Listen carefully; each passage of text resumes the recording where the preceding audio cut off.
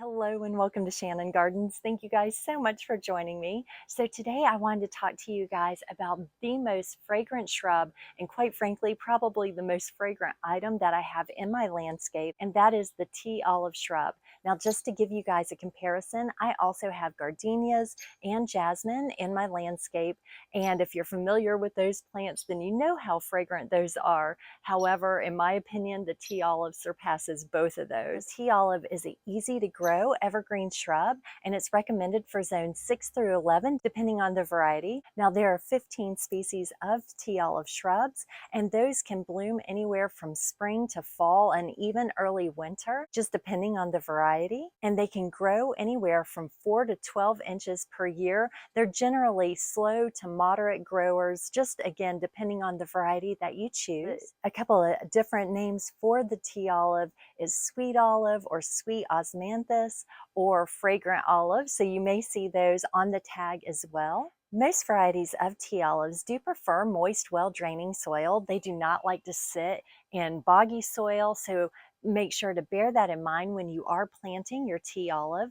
And they do also prefer full to partial sun. Some varieties may show leaf discoloration when planted in full sun, so make sure when you are planting that you are choosing the correct location for the variety that you're planting. I did also see the suggestion that if yours is a variety that prefers more partial sun, that you may want to plant where it gets morning sun and afternoon shade to help prevent that leaf discoloration and scorch. Now, tea olives are fairly drought resistant once established, and they do prefer humid air. They can tolerate high temperatures and humidity and actually prefer that and do not like arid conditions. So that's just something to bear in mind as well if you are thinking about adding a tea olive to your landscape. Now again, depending on the variety can also affect your height and your width as far as the tea olives. So the height and width range can range anywhere from 6 to 30 feet tall and wide. Again, just depending on that variety. So the tea olives are pretty versatile.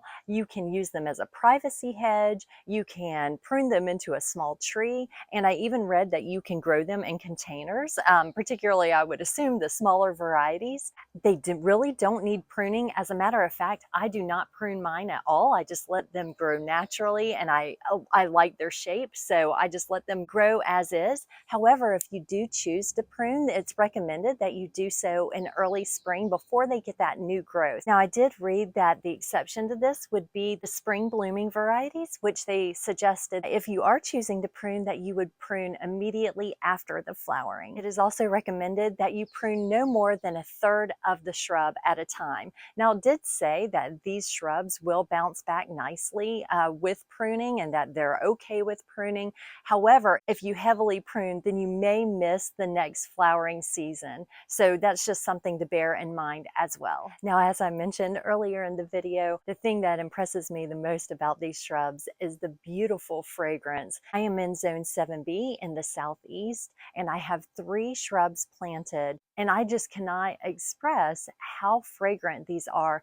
And you would be shocked because the blooms are so small. You would never think that they could put out such a strong fragrance. And I really liken it to a jasmine type of fragrance. But the ones that we have planted bloom actually in the fall. They start blooming around September and they bloom through November and even into December. So when everything else is not really blooming anymore, it's just so nice to have something so fragrant in your garden and kind of extend that blooming time from the summer a little bit longer. Now, I believe that most of the varieties actually do have white blooms, and that's what I have as well. However, there are varieties that come with orange blooms or yellow blooms as well.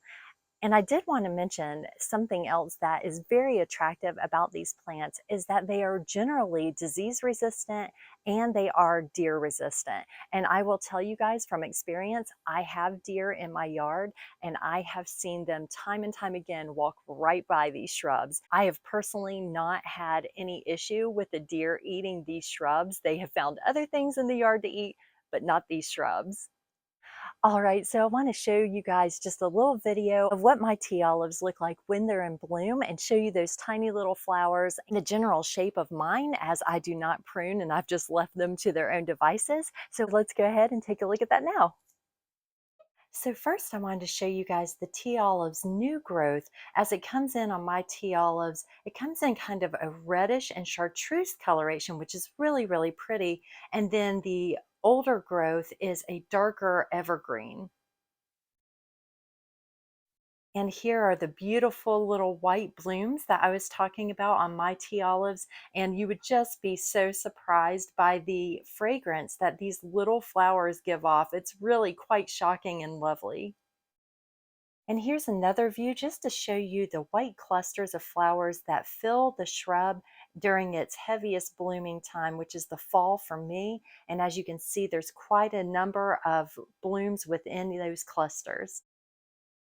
And then we have the shrubs in their natural form. As I mentioned, I do not prune these, so these have just been left to their own devices to grow as they want to grow. And I wanted to make sure to show you that natural growth as well. Thank you guys so much for joining me. I was so excited to share with you guys the tea olive shrub and just how much I have enjoyed having it as a part of my landscape. And again, that fragrance is just, it can't be beat in my opinion. So thank you so much again for joining me. Please make sure to like and subscribe. And until next time, happy gardening and goodbye.